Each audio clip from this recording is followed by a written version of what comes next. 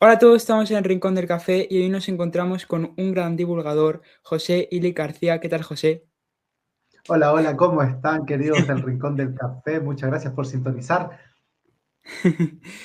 Muchísimas gracias por tenerte en este espacio para hablar de muchísimas cosas que en el Rincón del Café. Y bueno, me gustaría empezar sobre tus inicios, empezar hablando de qué estudiaste, qué te llevó a ser divulgador.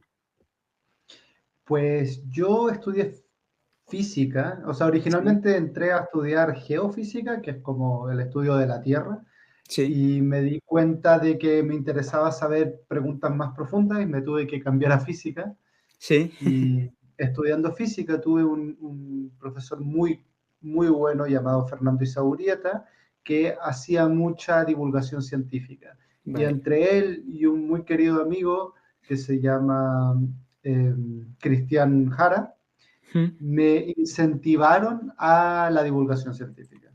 vale. Y por ahí me fui, pero estudié originalmente física teórica de toda la vida. Sí. ¿Y por qué decidiste estudiar la carrera de física y no te fuiste a una ingeniería? Pues esto va a sonar raro. Yo originalmente quería estudiar la carrera que me enseñara la mayor cantidad de cosas de física con la menor Mm, cantidad de matemáticas, porque a vale. mí no me iba bien en matemáticas. Y bueno, y así es como llegué a geofísica, que tenía mucha física, mucho de cómo Sí. funciona el mundo, pero no tanta matemática.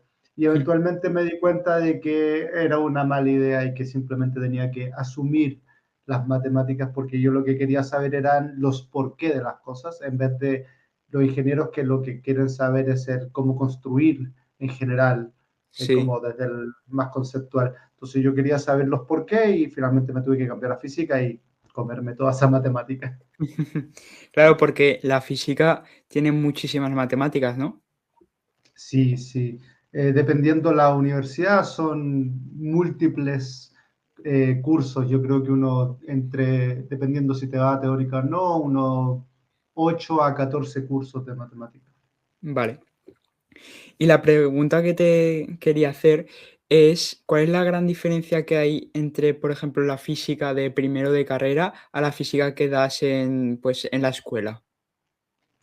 Es una excelente pregunta. Igual depende mucho, obviamente, de dónde fuiste a la escuela. Por supuesto, habrán escuelas más avanzadas que otras, pero en general, en la U, en el primer año de la carrera, te van a enseñar la física de escuela de nuevo, pero Sí, con formalismos más claros, más vale, ordenados y un poquito con la matemática más avanzada también. sí, vale.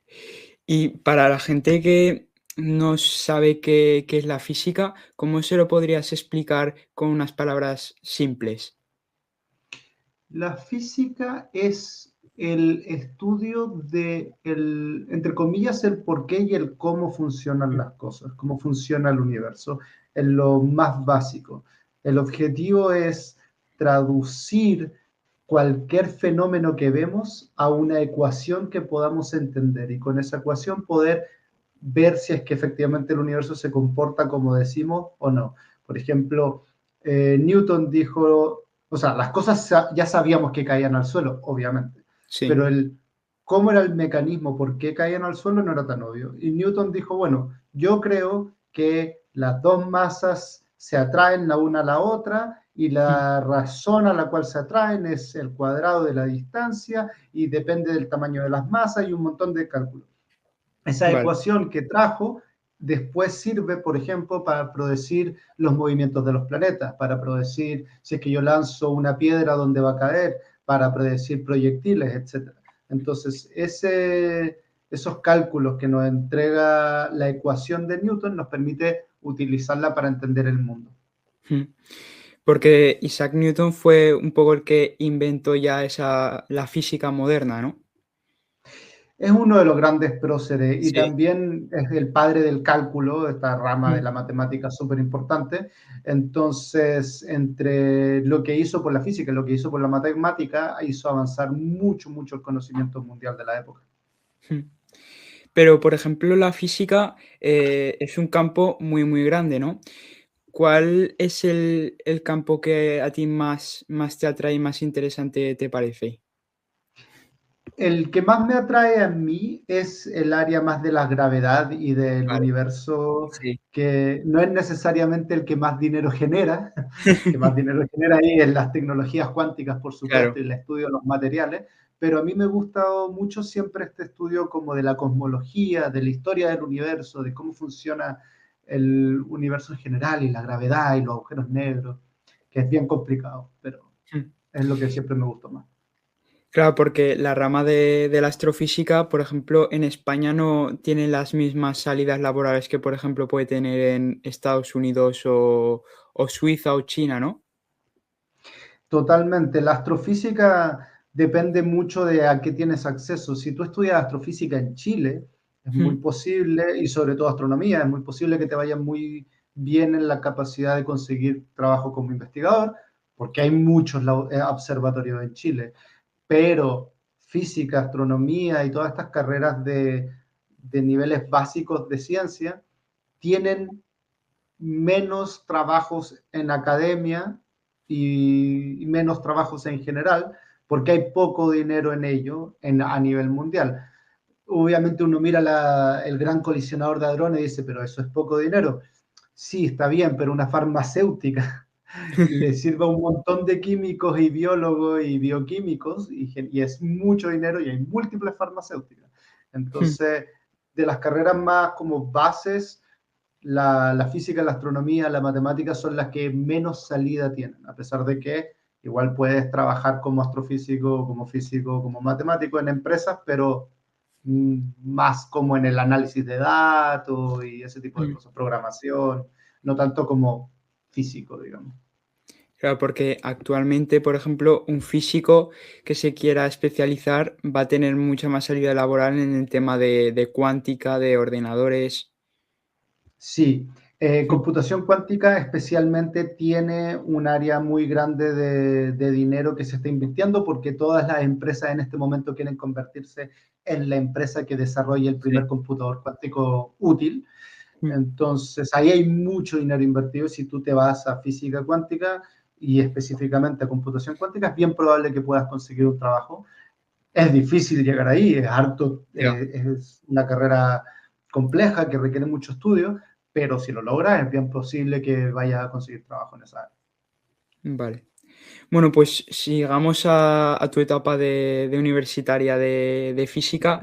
Cuéntame un poco cómo fue esa experiencia y bueno, a la gente, dale algún pequeño consejo a la gente que quiera estudiar esta carrera y que se debe preparar para entrar. Pues si te gusta física y quieres entrar aquí, mucha gente pasaba, al menos en Chile, que eh, por cómo es la competitividad de las universidades, resulta que hay más gente que quiere entrar a ingeniería que a física. Mm, Y dado que hay más gente que quiere entrar a ingeniería que a física, es más difícil entrar a ingeniería que a física. Entonces, vale. mucha gente le pasa que cuando no entra a ingeniería decide, ok, me meto a física porque es parecido, pero no lo es. Es Mm, mucho, mucho más difícil física que ingeniería a nivel de la carrera misma, quizás no a nivel del trabajo, porque en ingeniería te equivocas y se te cae un edificio, pero en física como que tienes la matemática más dura y tienes la física más dura y eso hace que si tú querías entrar a ingeniería, no te consueles con física. Eso es una mala idea. Si quieres entrar a física, hazlo porque te gusta, porque es una carrera que lo que te va a exigir es entender. Si no entiendes, no vas a pasar los cursos. mm, Tienes que querer aprender por aprender. Las sí, notas, obviamente tener buenas notas es lo mejor porque es una carrera altamente competitiva cuando después te vas a los posgrados, pero las notas van a salir bien en la medida de que tú estudies para aprender. Física no es una carrera que tú puedas pasar usando ChatGPT, ¿me entiendes? ya. ¿Y a ti cuál fue la asignatura que más te costó en la carrera de física? A mí la que más me costó es la que menos me gustaba en la práctica, porque cuando te gusta igual estudias un poco más, entonces la que más me costó es la física del estado sólido. Mm, que es una de las áreas que más dinero tiene y que sí. le va súper bien, y sobre todo aquí en España, en Alemania, hay mucha física de Estados Unidos, pero a mí es la que más me costaba, que es intentar entender cómo son las estructuras atómicas de los sólidos, de los objetos sólidos, que los metales, que la madera, por ejemplo, o de estos metales especiales que usan en la tecnología, que los están Mm, constantemente creando, cómo son las estructuras atómicas y cómo se comportan bajo la luz, bajo el sonido, bajo los golpes, bajo lo que sea. mm. Eso no, a mí se me hizo muy difícil, la verdad. Vale. ¿Y la asignatura que más fácil? La más facilita para mí, bueno, la mecánica clásica de toda la vida, que es pues Mm, Newton, pero Newton hecho con Newton en esteroides, por así decirlo. Esa es la que se me hacía más fácil porque a mí se me hacía muy intuitivo imaginarlo. En la escuela normalmente quizás te enseñen a calcular cómo se mueve un péndulo, ¿cierto? mm, Pues en la U te van a enseñar cómo se mueve un péndulo que tiene acoplado otro péndulo, que tiene acoplado otro péndulo y hacen unos movimientos súper locos. Ese tipo de cálculo que no sirven, entre comillas, para nada en la vida real, es importante hacerlos para entender cómo funciona el trabajo de un físico, que tú quieres mm, calcular un fenómeno, ese tipo de ejemplos son súper buenos. Y a mí eso se me daba bastante bien. mm. Porque, ¿cuánto porcentaje has utilizado de lo que has estudiado en la carrera, en la vida cotidiana, en tu trabajo? Bueno, como soy divulgador científico, Sí, bastante, porque me toca bastante. hablar de un montón de temas, Mm, pero aquellos que se dedican a investigar mm, usualmente usan un porcentaje del área a la que se fueron. Es decir, en, hay cosas que son iguales para todos los físicos. Por ejemplo, todos los físicos tienen que aprender sobre las ondas y las oscilaciones. mm, ¿Por qué? Porque una forma de reducir casi cualquier problema de física es reducirlo a lo que se llama el movimiento armónico simple, que es básicamente el movimiento de un péndulo, por ejemplo, sí. o un resorte rebotando eternamente. Todo lo podemos imaginar como eso. Tengo dos átomos que están interactuando, pues le pongo imaginariamente un resorte entre ambos y ya tengo ese movimiento oscilatorio. Ese tipo de cosas se le pasa a todos los físicos, Mm, pero los físicos que hacen estudio de agujeros negros no les importa en lo más mínimo la física del estado sólido, por ejemplo. vale. Entonces, o a los que hacen partículas no les importan los agujeros negros. Mm, vale. ¿Y tú cuando saliste de la carrera de física, qué hiciste? ¿A qué trabajo te incorporaste? Yo cuando salí estaba muy motivado con la divulgación científica y me dediqué principalmente a armar como mi portafolio de divulgador. Yo, paralelamente a ser físico, soy mago profesional. Vale. Entonces, creé shows de divulgación que mezclaban la magia con la ciencia y con la enseñanza, y estuve trabajando en eso, y eventualmente a los 2 años decidí que quería hacer una maestría en física, específicamente en cómo comunicar ciencia y estudiar el área de la comunicación de la ciencia. Entonces hice una maestría en física y Mm, luego de eso volví a dedicarme a la divulgación científica. mm. Y me has contado antes que, bueno, eras mago. Eh, Ujú. ¿Me podrías contar cómo es el tema de la magia, que es un tema también controversial, y que me dijeras algún truco famoso que te parezca interesante de contar aquí? Por supuesto. A ver, la magia como arte es maravillosa. Mm, Eh, Obviamente hay gente que estudiando magia la aplica, entre comillas, para el mal, para estafar a gente. sí. Los mediums, los tarotistas, etcétera, usan todas técnicas de magia para hacer creer a la gente cosas que no son reales. Mm, Cuando alguien está en un escenario y te cobra una entrada para un show, ahí ya es más tranqui porque en verdad tú sabes que el tipo que está en el escenario no tiene poderes mágicos. Pero si te hacen pensar que alguien tiene poderes mágicos, ahí yo ya creo que eso ya pasa a ser estafa. Entonces, la magia como arte está súper bien, porque nunca en ningún momento pretende tener poderes, simplemente te hace pensar cómo sería un mundo si alguien pudiese mm, tener poderes cuando realmente no lo tiene. Y dentro de eso hay un montón de juegos de magia que a mí me gustan mucho. Muchos Mm, magos españoles son de los mejores magos de todos los tiempos, como el famoso mm, Juan Tamariz, grande mm, por supuesto. Y dentro de esos juegos, a mí el que me hizo meterme en el mundo de la magia se llama La Carta Ambiciosa, de mm. Dai Vernon, que quizás lo hayan visto nuestros espectadores en algún mago por ahí en la calle, que el mago tiene una baraja, ¿cierto? Mm. Toma una carta, como por ejemplo este 8 de tréboles, Sí, la pone ahí en cualquier lado, chasquea los dedos y la carta vuelve a subir. Y lo puede hacer múltiples veces, la puede volver a poner, volver a chasquear los dedos y la carta vuelve a subir. Ese concepto, bien hecho, por supuesto, aquí yo lo hice medio a la rápida, pero ese concepto, cuando yo lo vi por primera vez, me destruyó la cabeza y tuve que aprender a hacer magia. claro, porque también la magia y algunos trucos de magia es que también están vinculados con la física, ¿no?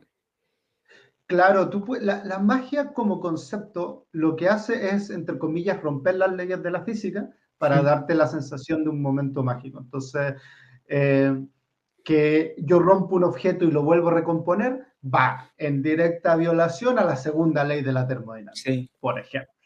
Entonces, la magia tiene esto que ver con la física, pero también tiene que ver con la psicología en cuanto a lo que realmente pasa, Claro. que los sesgos cognitivos humanos no nos permiten comprender toda la información que nos está llegando al mismo tiempo y pues nos engaña. Y eso es muy profundo en la conexión con la ciencia, porque al final del día la ciencia es el mejor método que ha desarrollado la humanidad para entender el mundo sin engañarnos a nosotros mismos. Entonces la Mm, magia nos demuestra que nuestros sentidos son fáciles de engañar y para eso está la ciencia, para que podamos no caer en estos errores. mm. Bueno, tema muy interesante de tema de la magia. Y ahora vamos a un tema que ahora está muy popular y está dando un boom en nuestra sociedad, el tema de la inteligencia artificial.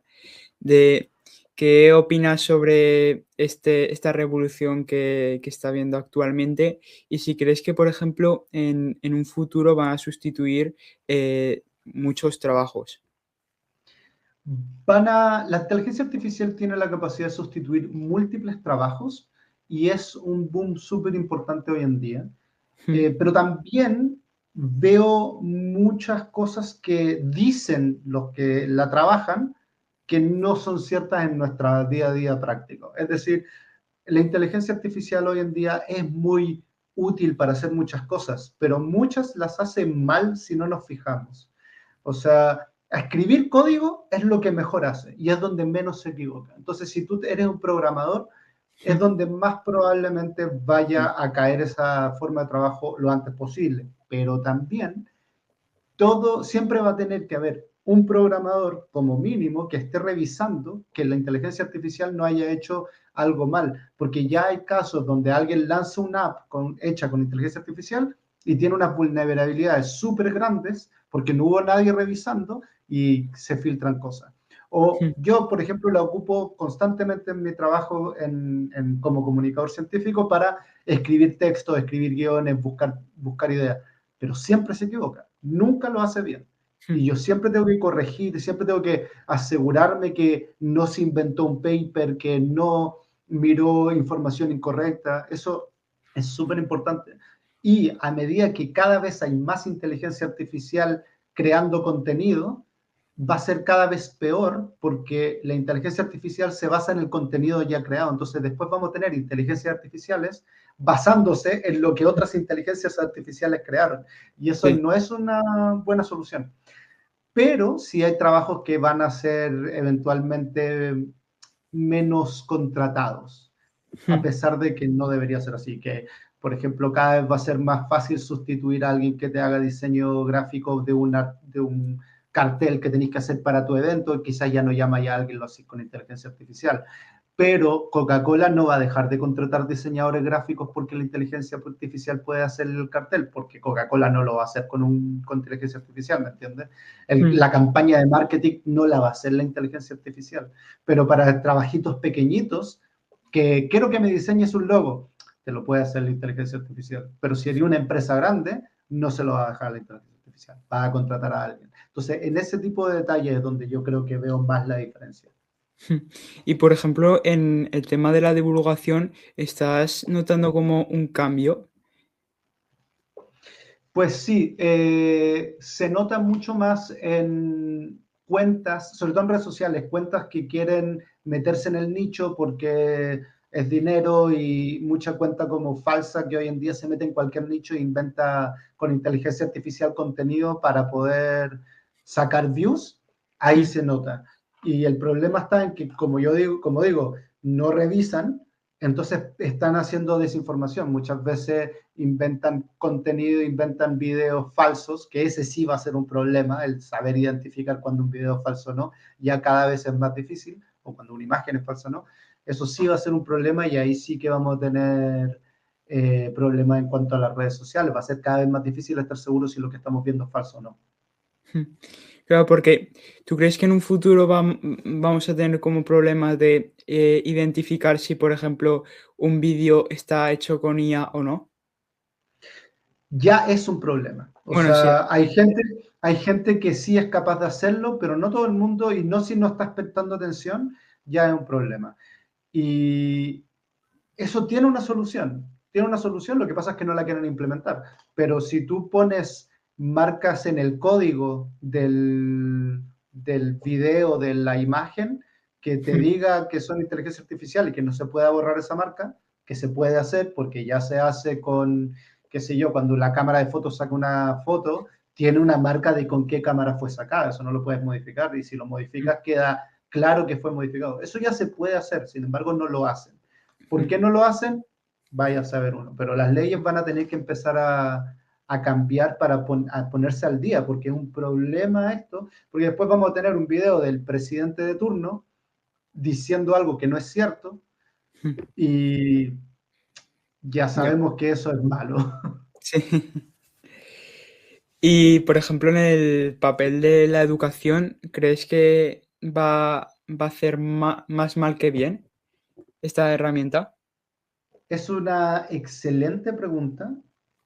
Hay múltiples caminos por el cual uno pudiera intentar estar de acuerdo o en desacuerdo con eso. Sí. Por un lado, la pantalla, cuando eres muy, muy, muy, muy pequeño, ver tanta pantalla y ver tanta cosa no es tan bueno.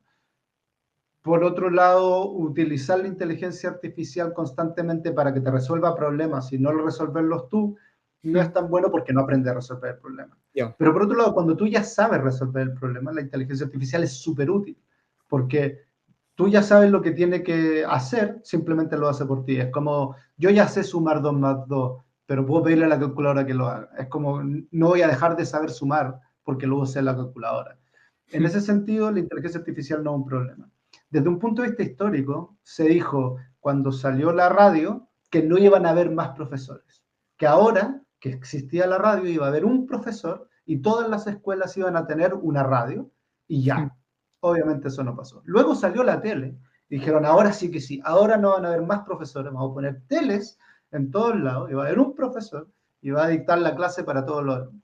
Obviamente no pasó. Luego salió la capacidad de grabar y dijeron, ahora ni siquiera tenemos que tener profesores en vivo, los vamos a grabar, vamos a ponerlo en la tele, tampoco. Con el internet o especialmente con la pandemia, dijeron, las clases online son el futuro, ya nadie va a tener que ir a clases, y aquí estamos. Todos quisimos volver a clases porque hablar con una persona en vivo es, por una cosa genética, no lo sé, la forma más eficiente de que tenemos los humanos para aprender en forma promedio, ¿no? Como que habrá alguno que le gusta más leer, habrá otro que le gusta más ver videos, pero en general, ir a clases y estar con un profesor enfrente que te responda preguntas suele ser lo más eficiente.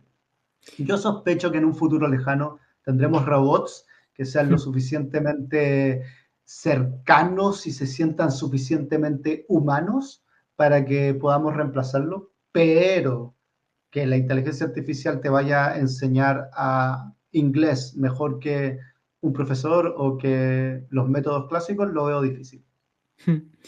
A ver, yo estoy de acuerdo contigo de que, por ejemplo, la inteligencia artificial no va a poder sustituir a trabajos que tengan en contacto con humanos. Por ejemplo, profesores, psicólogos, médicos. Yo creo que eso la inteligencia artificial no puede hacerlo porque no tiene esos sentimientos que tenemos los humanos. Por ejemplo, un profesor robot, pues si tenemos un problema, a ese robot le va a dar igual, solo va a querer dar clase.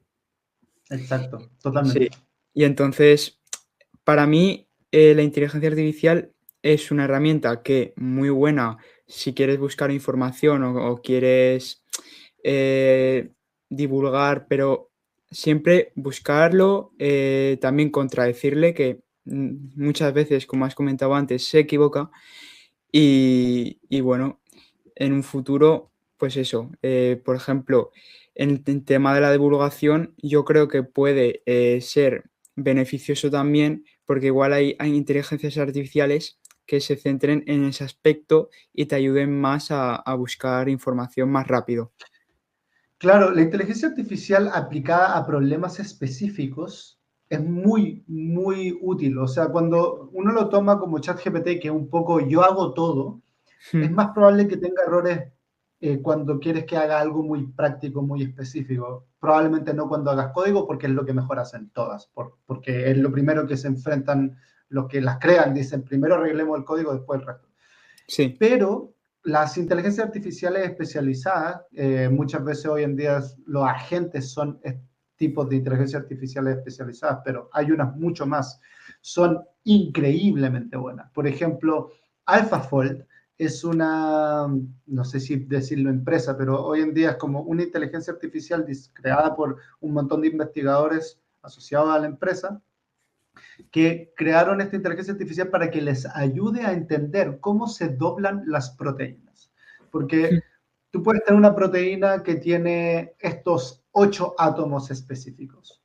Y esos 8 átomos, al estar unidos, van por las diversas fuerzas eléctricas entre ellos a sí, doblarse de una forma.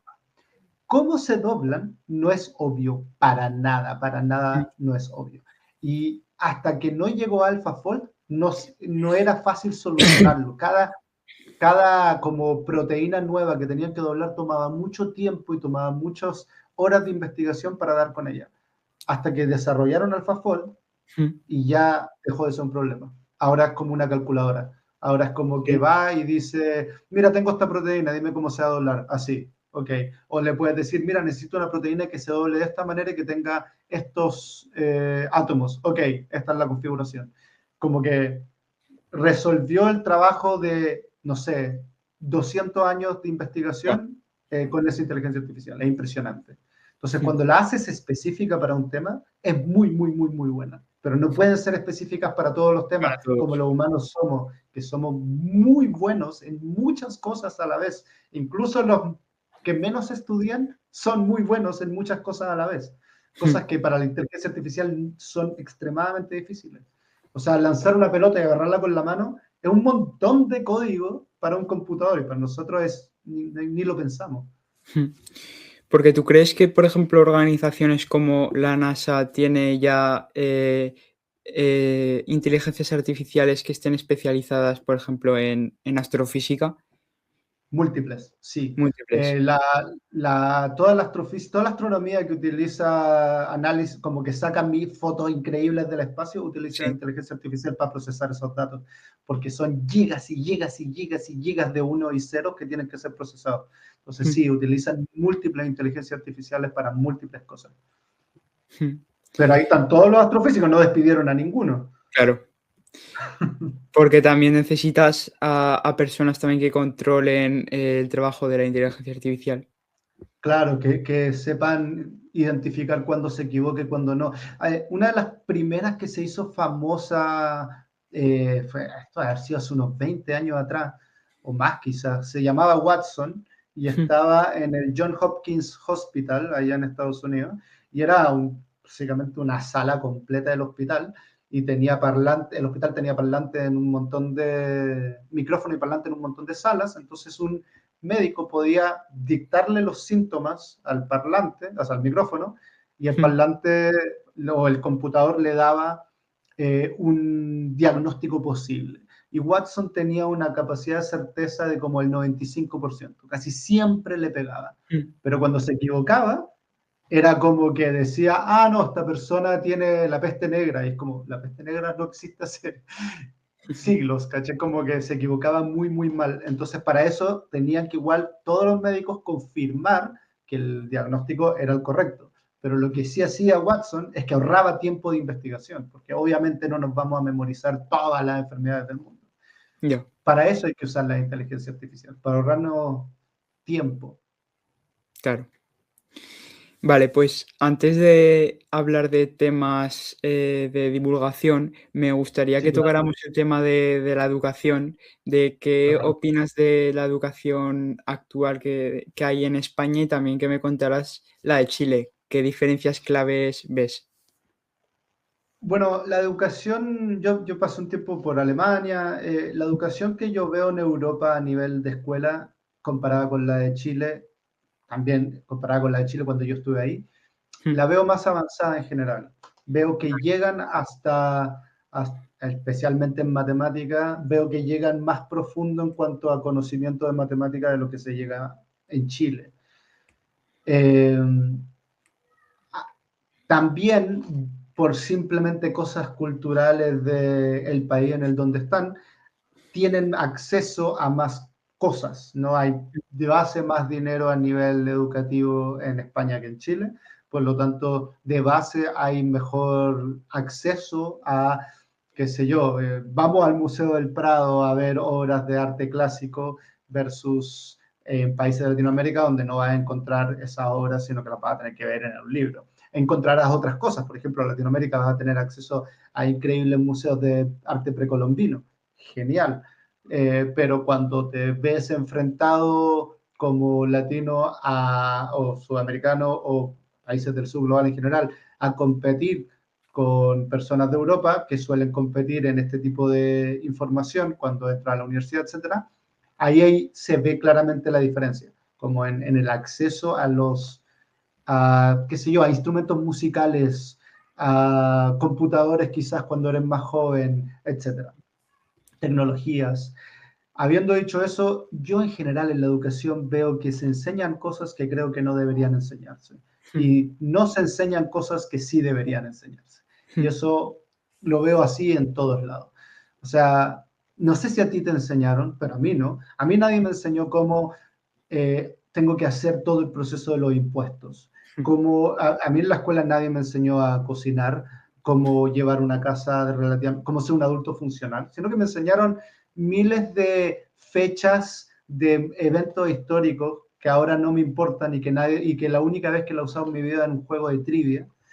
Eh, Como que no son cosas tan prácticas. En vez de No. enseñarme la fecha, enséñame la importancia histórica del evento para que no la repitamos, como dicen los historiadores.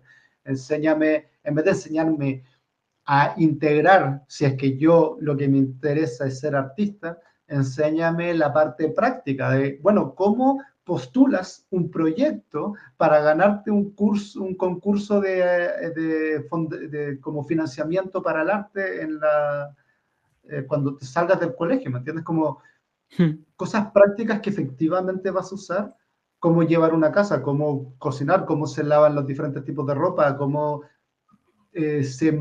utilizar las herramientas tecnológicas de hoy en día, que se están enseñando cada vez más, es cierto, pero digamos, cómo tener seguridad en cuanto al Internet y que no te roben tus datos y que no te...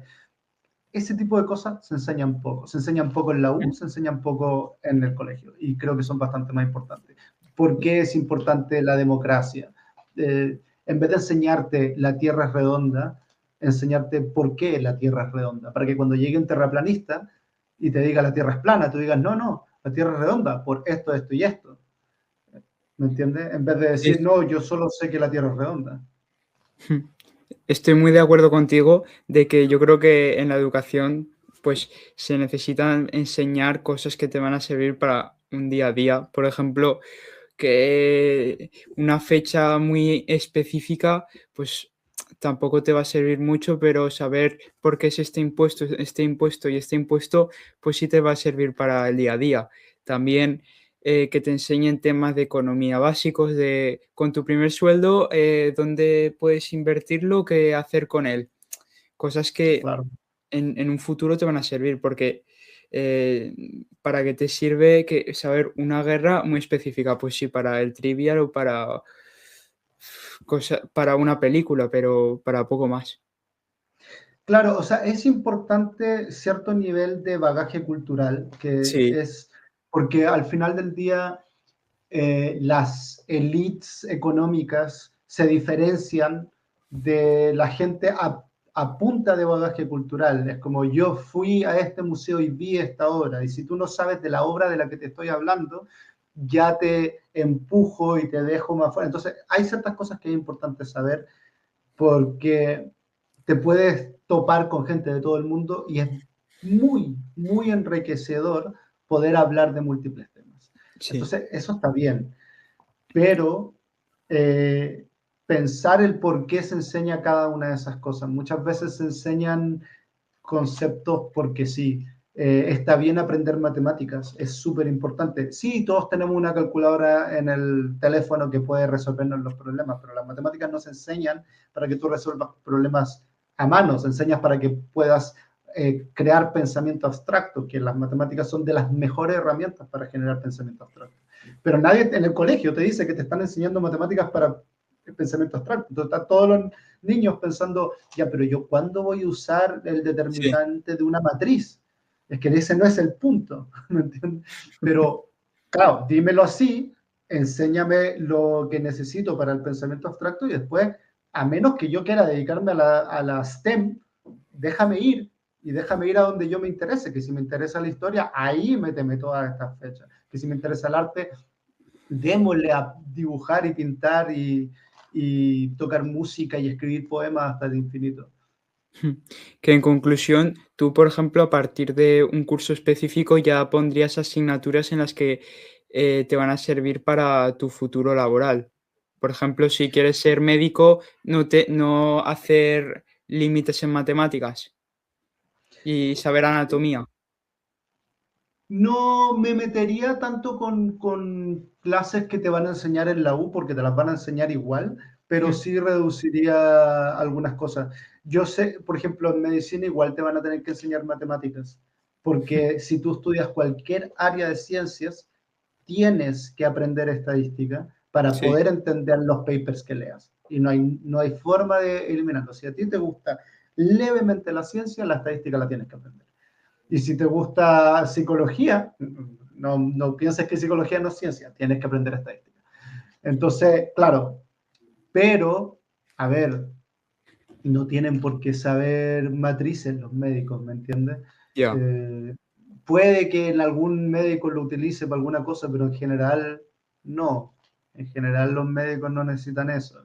O la gente que se va a enfermería o a kinesiología, como que es verdad que entender la lógica de fondo de la ciencia es mucho más importante que entender matemáticas avanzadas, porque la lógica de fondo de la ciencia le sirve a todo el mundo para resolver cualquier cosa. Y es mucho más importante que, por ejemplo, en física se enseña una cantidad de tonterías que yo no entiendo, que como los rayos de la luz, que se enseña como el lanzamiento, como está el movimiento parabólico, el movimiento rectilíneo uniforme, puras tonterías con matemáticas que no tienen ni un sentido. En física solamente deberían enseñarte la forma de pensar de un físico, nada más. Pocas matemáticas, casi no deberías ver matemáticas. El primer curso de física que nosotros hacíamos en la Universidad de Concepción tenía dos ecuaciones en todo el semestre y ya, porque era un curso de aprende a pensar, era un curso de por qué la ciencia es importante, cómo se piensa como un científico, cuáles son los errores cognitivos que tienes tú, porque vas a tener que enfrentarte a ellos durante toda tu carrera. Eso es mucho más importante y eso es lo que yo más le pondría énfasis en el colegio, que cómo calcular las leyes de Newton. No importa, te lo van a enseñar en la U, no te sirve, ¿me entiendes? Si te vas a física lo vas a aprender, si te vas a ingeniería lo vas a aprender, si te vas a arte, quizás no. Si te vas a animación, quizás sí, pero no desde el punto de vista matemático. Vas a aprender desde el punto de vista como artístico, lógico, de cómo se ve bien hacer una animación al respecto. Yo tengo un amigo que es animador digital que Mm. entiende muy profundamente las leyes de la física porque las tiene que representar, pero no te calcula estas cosas. O sea, si yo le digo que me haga un diagrama de cuerpo libre, no me lo va a poder hacer. Pero él entiende las leyes de la física desde un punto de vista intuitivo muy fuertemente y no necesita la matemática para eso. Muy, muy interesante lo que me has contado. Eh, y ahora me gustaría como hablar de temas de divulgación que he visto Claro. también que has hablado en tu Instagram y me han aparecido muy, muy interesantes. Y bueno, me Uh-huh. gustaría tocar el tema de la fusión nuclear y fisión nuclear y también Por supuesto. he visto hidrógeno verde e hidrógeno blanco. Vale. Así que Bueno, la fusión nuclear y la fisión nuclear. Eh, la fisión nuclear es la que se asocia a Chernobyl y a todas las plantas de energía nuclear que tenemos. Chernobyl es el ejemplo de cuando algo sale mal y el resto de las plantas nucleares del mundo es el ejemplo de cuando algo sale bien. El concepto de fondo es, si yo tengo un átomo muy pesado, sí. esos átomos no son necesariamente estables y eventualmente quieren ir decayendo a átomos más livianos. Eventualmente, si dejamos a los átomos correr durante toda la historia del universo, eventualmente todos van a decaer a hidrógeno o algo por el estilo. Pero eso toma mucho tiempo. Sin embargo, los más pesados no toma tanto tiempo. Y también están más fáciles de romper. Entonces, si uno de estos átomos se rompe, libera mucha energía, porque los dos átomos más Sí. livianos tienen un poquito menos energía separados que el átomo más pesado. Esa energía que se libera, si la ponemos en agua, el agua se va a Sí. calentar. Y esa agua al calentarse libera vapor, y ese vapor al pasar por una turbina, pues genera corriente eléctrica. Ahora, para poder hacer esto de forma inteligente, lo que tenemos que hacer es que esa fisión nuclear sea constante y continua Vale. y que no sea un átomo random. Entonces, cuando este átomo se rompe, libera neutrones, que son como estas partículas neutras del átomo, y esos neutrones tienen harta masa y si golpean a otro núcleo, también podría dividirlo, que libera otros neutrones. Si eso nosotros lo dejamos en un medio con muchos de estos átomos y sueltan muchos neutrones, se va a desarrollar una reacción en cadena, bomba Sí. nuclear de toda la vida. Pero si tapamos algunos de estos neutrones y dejamos pasar solo lo justo y necesario, tenemos una reacción constante y tenemos una planta nuclear. Y es altamente eficiente. Su producto es vapor de agua y los nuevos elementos que también son tóxicos, es radioactivo, pero si los metemos muy profundo en la Tierra, no hacen daño a nadie, ni a nada. Muy profundo me refiero a muy profundo. Ahí simplemente no es un problema. Esa es la solución de las plantas nucleares ya está hecha. Hoy en día una planta nuclear moderna y nueva no pasa nada. Fukushima, que ya es vieja, no murió nadie con el terremoto, porque ya sabemos controlar este tipo de problemas. La fisión nuclear es el santo grial de la energía. O sea, la fusión es completamente lo opuesto. Necesito dos átomos Sí. extremadamente livianos, hidrógeno, y lo que quiero hacer es juntarlos para crear un átomo nuevo, el helio. Si yo puedo unir estos dos núcleos y formar un núcleo de helio, se libera mucha más energía que cuando divido un átomo pesado, mucha más. Pero además el subproducto es helio, que no interactúa con nada. Entonces, y el hidrógeno tampoco hace daño, lo tenemos dando vuelta en el aire. Sí. Entonces, tenemos materiales que no hacen daño, subproductos que no hacen daño y vapor de agua. Además, me genera una cantidad de energía enorme. Es súper buena. ¿Por qué no la tenemos en todos lados? Porque es extremadamente difícil de lograr. De forma natural, solo ocurre en el corazón de las estrellas. El Sol Mm, existe a punta de fusión nuclear. vale. Entonces, ¿cómo hacemos eso acá en la Tierra? Pues generamos campos magnéticos gigantescamente fuertes que empujen a estas dos partículas positivas, que son los dos núcleos de hidrógeno, Mm, ambas son positivas, y positivo con positivo se reponen, sí, para que lo empujen más de la fuerza de repulsión y se unan. Pero esto no es particularmente fácil y estos campos magnéticos se están moviendo. Entonces, el cálculo de cómo tienen que ser en cada microinstante es muy difícil de calcular y para eso utilizan inteligencias artificiales para que estén sí. constantemente calculando, pero todavía no es suficientemente eficiente para que sea una realidad. Pero vamos en camino. Yo creo que en menos de 50 años ya lo tenemos. Vale, te voy a hacer algunas preguntas sobre este tema tan interesante. La primera pregunta es por qué, por ejemplo, las centrales nucleares, ya, por ejemplo, en España ya creo que las están quitando. ¿Por qué las están quitando? Porque me has dicho que no contaminan, igual por ese peligro que de Chernobyl 2.0. Principalmente ese peligro.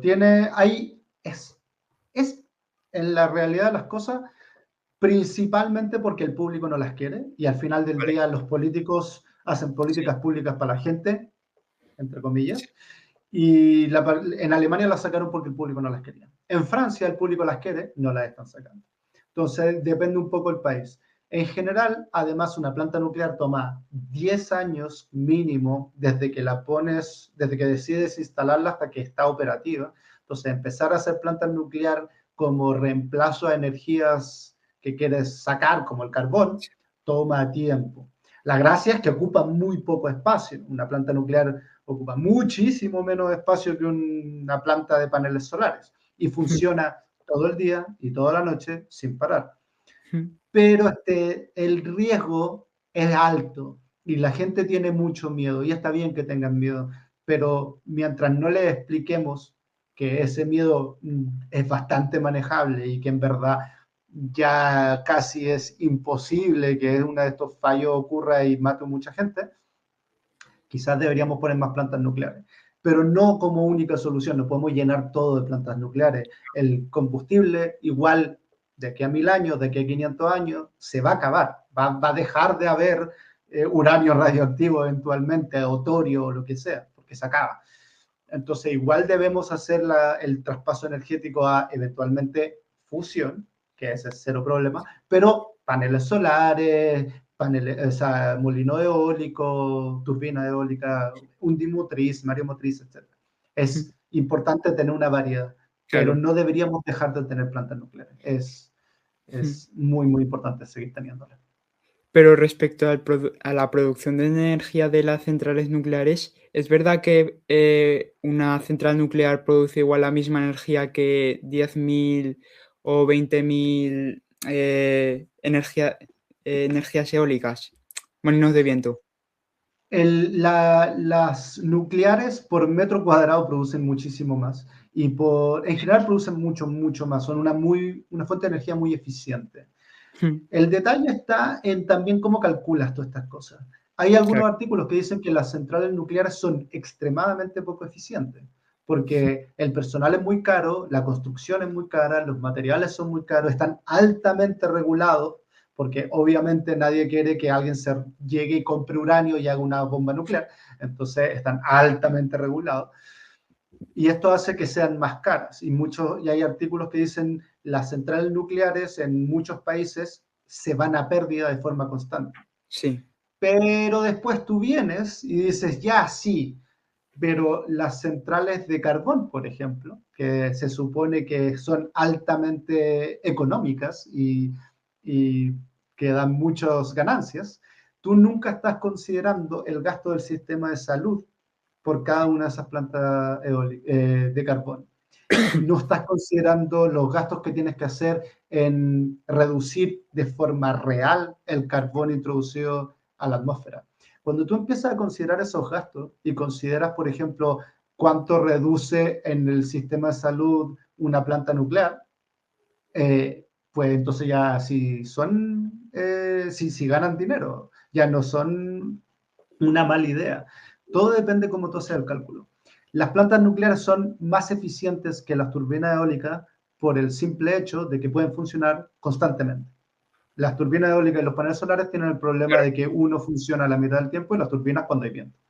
Pero son muy poco contaminantes, son bastante más reciclables y, digamos, requieren menos trabajo altamente especializado a diferencia de una planta nuclear.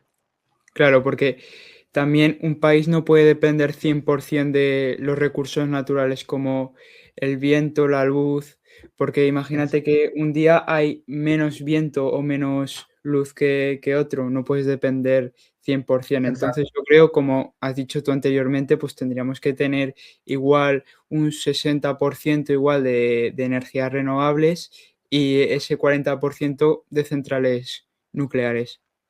Por ejemplo, Sí,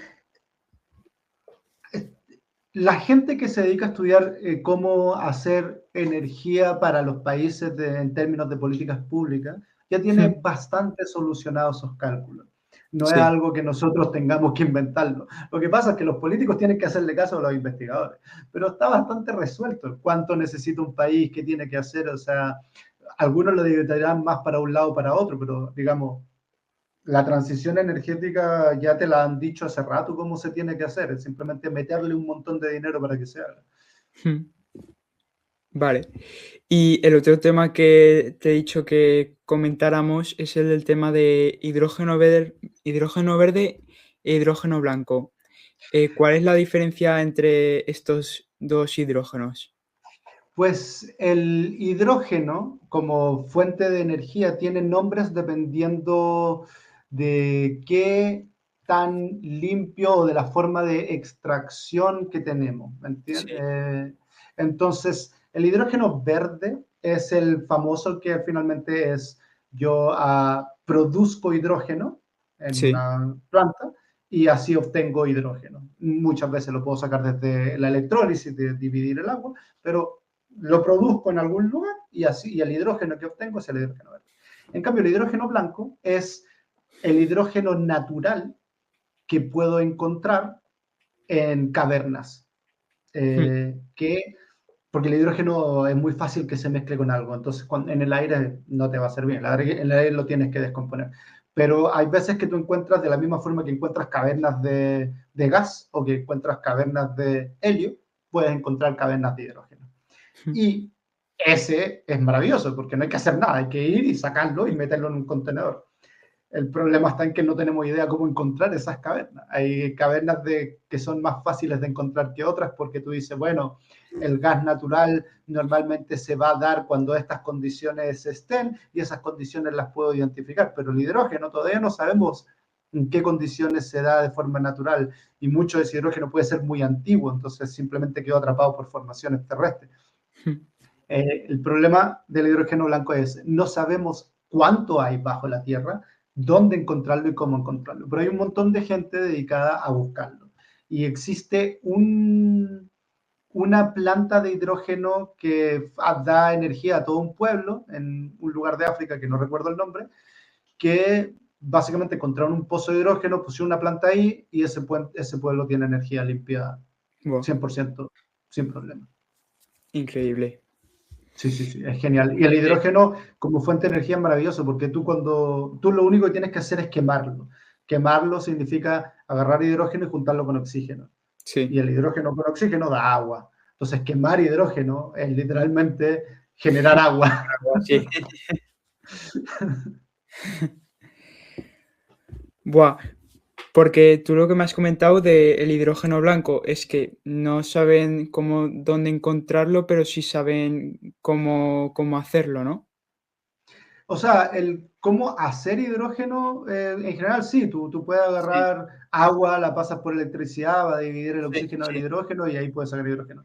Ahora, cuando tú te encuentras una caverna que ya tiene el hidrógeno ahí libre y suelto, lo que tienes que hacer es que cuando sin querer abras esa caverna, no se te escape todo y ponerle los sistemas tecnológicos que tenemos hoy en día, que en la práctica es como imaginariamente un tubo que va a agarrar este hidrógeno y lo va a meter en estanque. El gran problema que tiene el hidrógeno y una de las razones que ¿Por qué? Porque al final del día, pues, hoy en día existen autos de hidrógeno y dicen, bueno, ¿por qué no Sí, cambiamos a todos los autos de hidrógeno y en la estación de servicio le ponemos hidrógeno en vez de, pues de, ¿cómo se llama?, de gasolina? El gran problema que tiene el hidrógeno es que ujú, al ser el átomo más pequeño, pasa entre medio de los otros átomos. Entonces, si tú tienes un estanque, a veces el hidrógeno se te escapa por las paredes. Y entonces tienes que hacer estanques especialmente buenos para que no se te vaya el hidrógeno. Entonces, claro, si tú quieres hacer que las estaciones de servicio tengan hidrógeno, tienes que cambiarle todos los estanques a todas las estaciones de servicio, porque esos son para gasolina, que es líquida, que no se te va a sí. escapar por la pared. Guau, increíble charla del hidrógeno. Seguramente a la gente que le guste el hidrógeno le va a encantar esta charla. Y bueno, José, muchas gracias por darme este tiempo de contarme todas estas cosas de esta entrevista. Y la última pregunta que te quería hacer, bueno, que le dieras como un consejo a la gente que quiere ser divulgadora científica, porque creo que cuanto más va pasando el tiempo, más se está perdiendo el labor de divulgación o el labor de interés por la ciencia. ¿Qué le dirías a esa gente? Pues si quieres ser divulgador o divulgadora científica, dale con todo. Ten en cuenta que la divulgación científica como concepto compite en la industria del entretenimiento. Sí, Yo tengo que convencer a alguien de que me vea a mí por sobre ir al cine o ver una serie. Hay obviamente eventos a los que te pueden llamar a dar una charla, lo que sea, que lo organizan universidades, pero eso es un tema. También tú tienes que crear tu propia marca, tu propia sistema de entretención y eso va a tomar tiempo. Mientras antes empieces, claro, mejor. Es una labor muy entretenida. Cada vez los países se están dando cuenta de que la divulgación científica es importante sí, y por lo tanto cada vez más los fondos de financiamiento de la ciencia exigen que se haga divulgación con parte de esos fondos. Lo que significa que se están contratando más divulgadores o lo que se llama en la práctica comunicadores científicos, que no solamente divulgan, sino que también hacen parte de comunicación. Cada vez se están contratando más comunicadores científicos en los diversos centros de investigación. Yo, por ejemplo, trabajo para dos unidades de excelencia de Castilla y León, que son GECOS y AgriEnvironment, haciendo la comunicación de la ciencia de esas dos unidades. Mi esposa, que también es comunicadora científica, que también es divulgadora, también trabaja para un centro de investigación haciendo lo mismo. Trabajos existen, claro, pero tienes que hacerte tu marca personal. Si esto es lo que te interesa, parte de ti va a tener que ser creador de contenido de algún formato, que sea texto, que sean imágenes, que sean videos. No, ese es el juego y cualquiera que te diga lo contrario te está engañando. claro. Y Bueno, estudia ciencia, no periodismo. bueno, pues José, muchísimas gracias por esta gran entrevista, por conocer temas como lo del hidrógeno verde o lo de la fusión nuclear o de temas de física que gente igual no sabía. Y bueno, gracias por tomarte este tiempo en charlar en el Rincón de Café. No, muchas gracias por la invitación. Todos vayan y suscríbanse y sigan y compartan este video para con todos sus amigos y amigas porque este espacio está súper bueno. Lo único que tienen que hacer aquí es darle like. Y bueno, vayan a seguirme a mis redes, ahí está el Sí, sí, sí. nombrecito, Ahí aquí estoy abajo en todos lados.